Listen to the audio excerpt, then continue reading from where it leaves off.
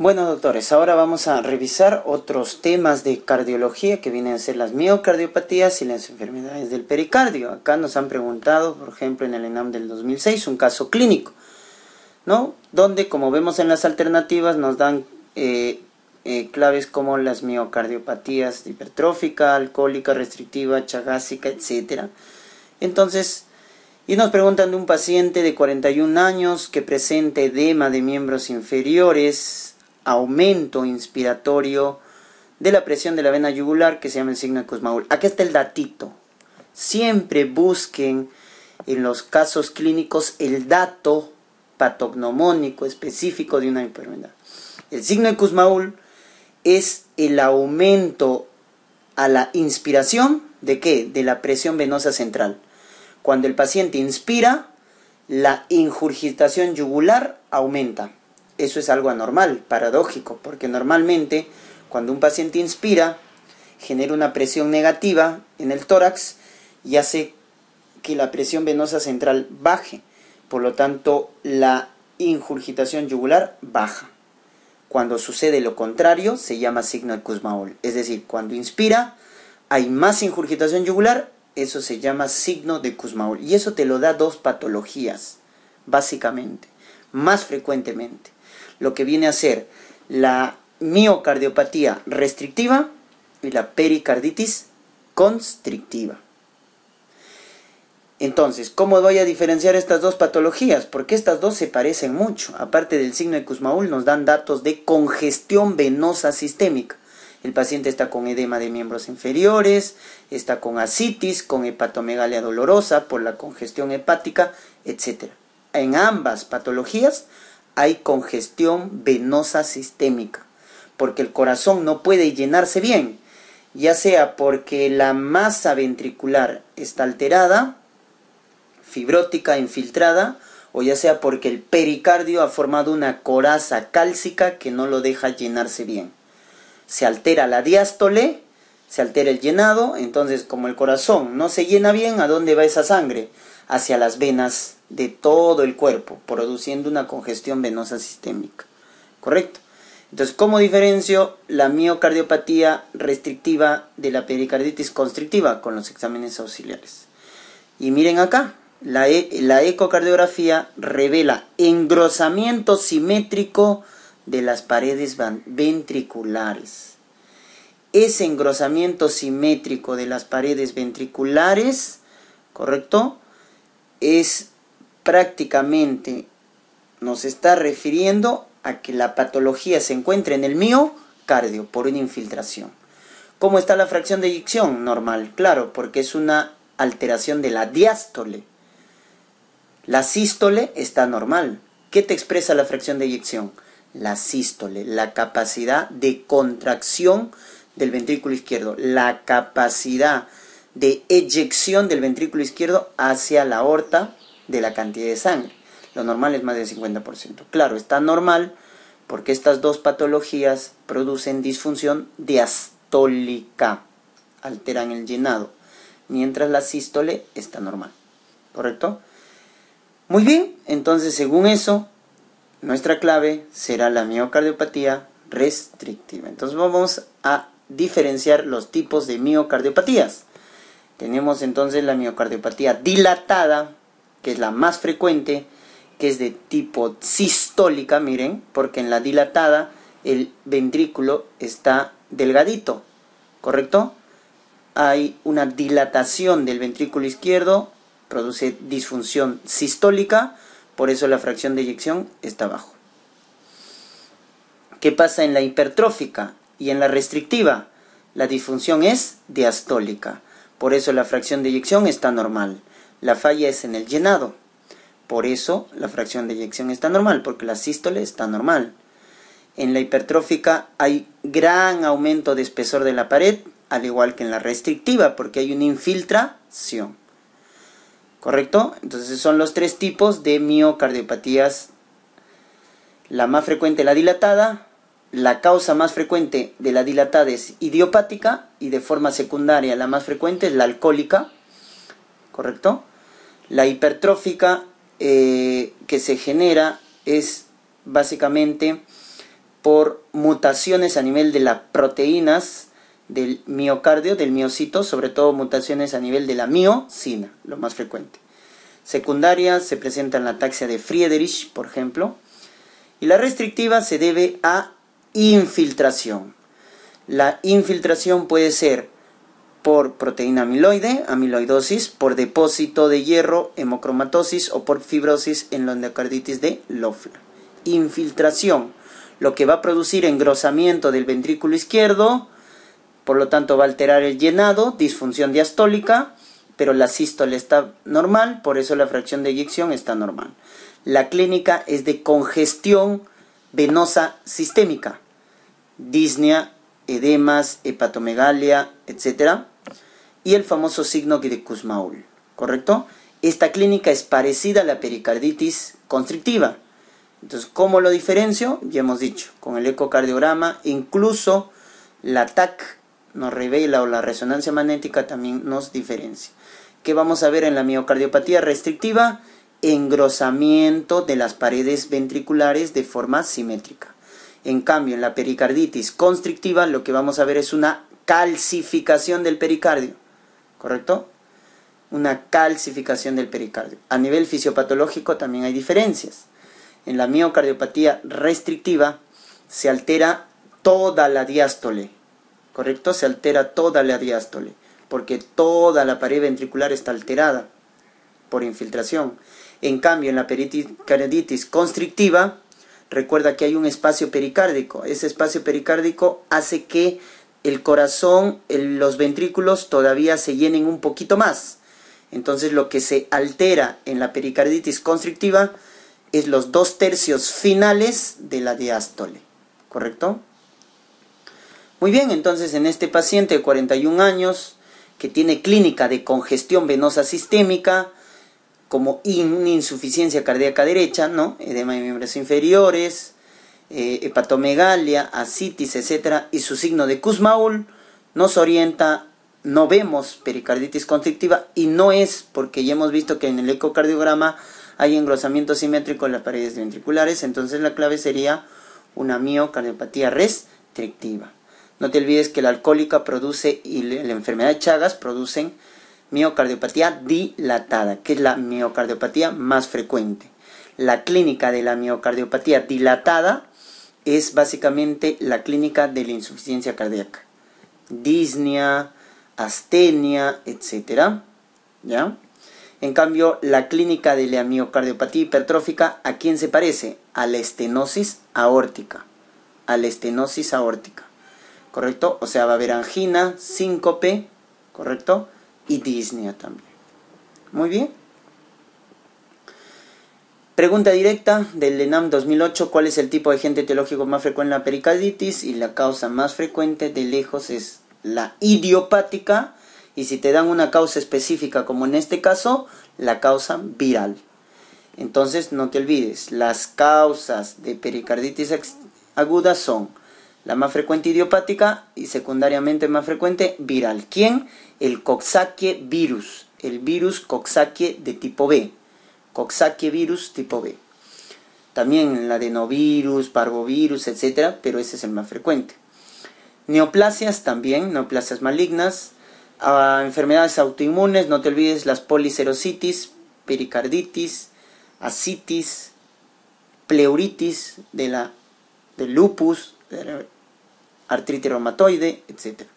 Tuberculosis también es una causa de pericarditis, pero más que aguda, crónica, al igual que las neoplásicas, ¿ya? Y también la bacteriana, por estreptococo, estafilococo. ¿Cuál es el diagnóstico de pericarditis aguda? 1. El dolor torácico. Dolor torácico lancinante, cuya característica es que cambia con los movimientos respiratorios. Cambia con la tos, es decir, aumenta, ¿no? Con los movimientos respiratorios, aumenta con la tos. Eso es típico de un dolor pericárdico, ¿correcto?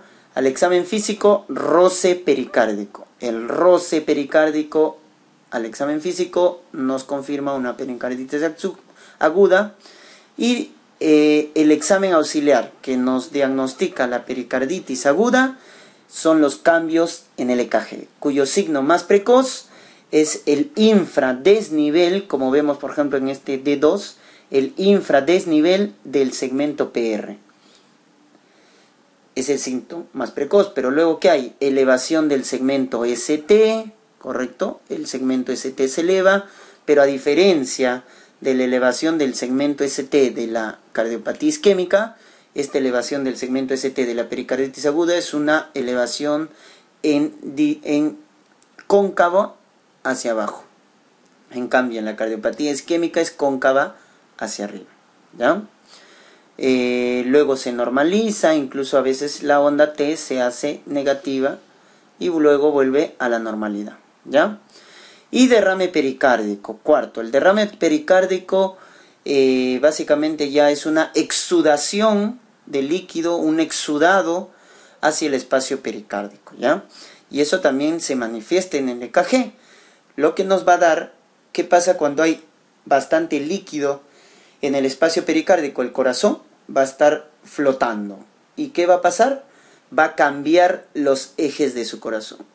En un momento va a estar en el eje derecho, otro eje izquierdo, etc. Eso se llama alternancia de eje.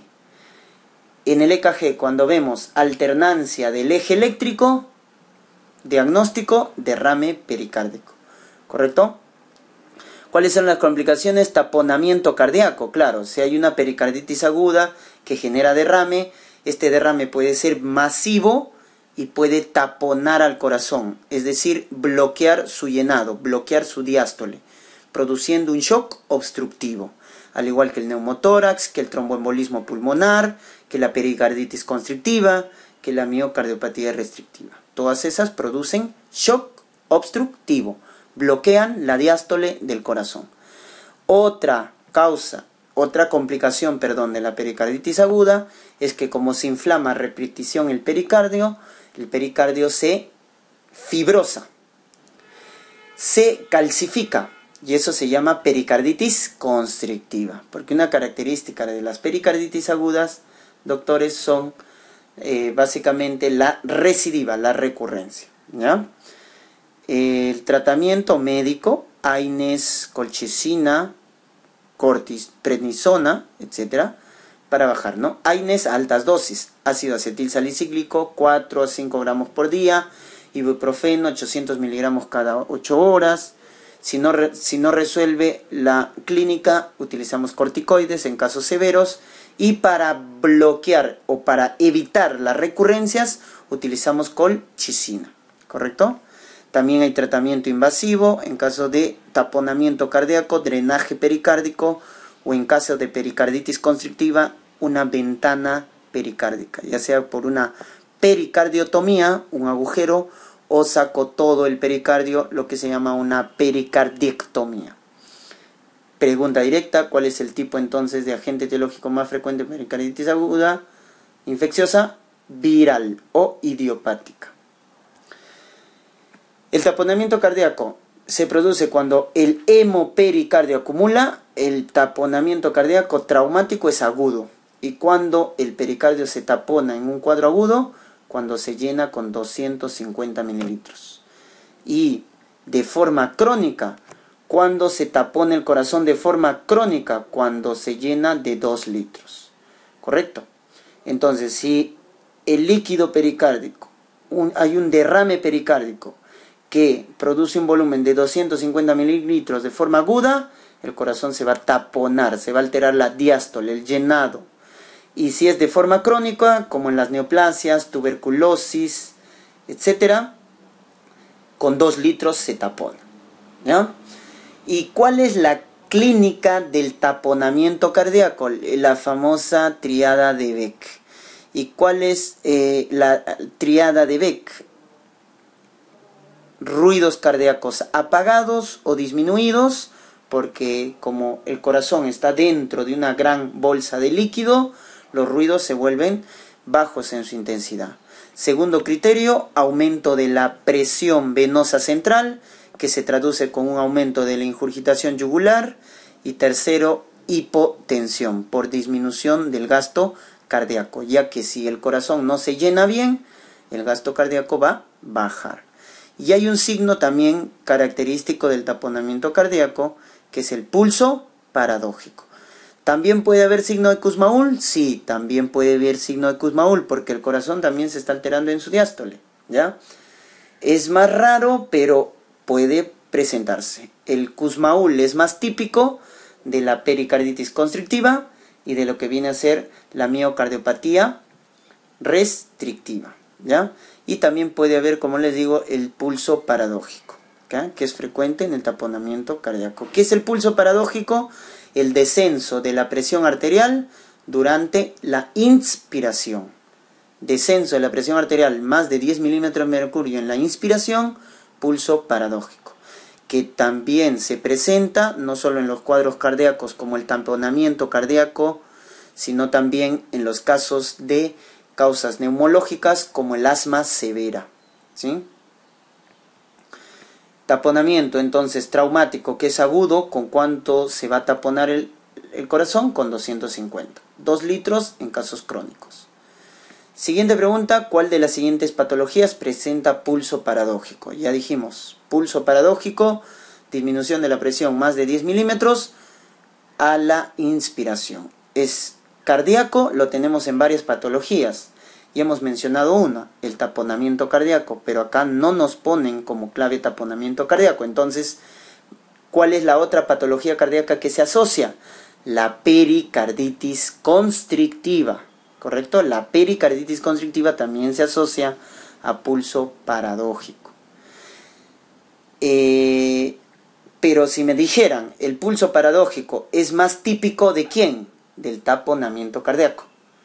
Y el signo de Kussmaul es más típico ¿de quién? De la pericarditis constrictiva. Pero ambos signos se presentan en ambas patologías, ¿correcto? Muy bien.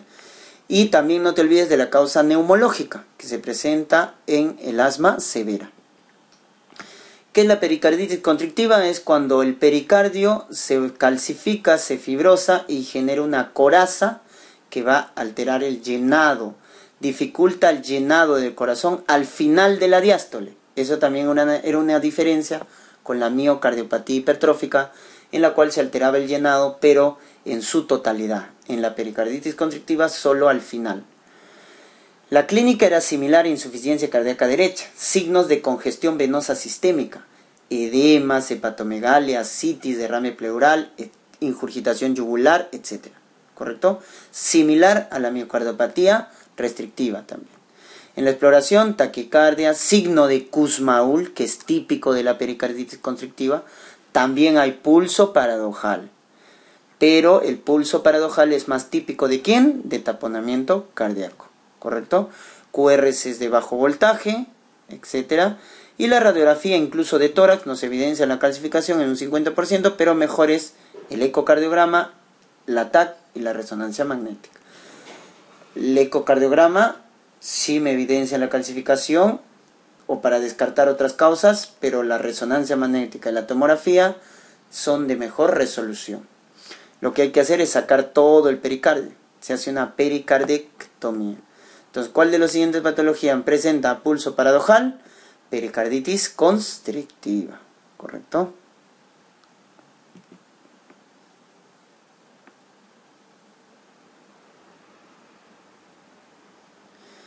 La insuficiencia aórtica me genera lo que viene a ser básicamente pulso saltón, etcétera, ¿no? Ese pulso vivo que se genera, ¿no? Pulso en maquinaria, etcétera. La fibrilación auricular lo que me genera es el pulso deficitario. Es cuando el pulso a nivel de la frecuencia cardíaca central es mayor a la periférica. La estenosis aórtica, no te olvides, nos genera un soplo sistólico, ¿correcto? Que se irradia a las carótidas. Se caracteriza por una triada, angina, síncope y disnea. Y la endocarditis bacteriana, que ya la hemos revisado mediante los criterios de Duke.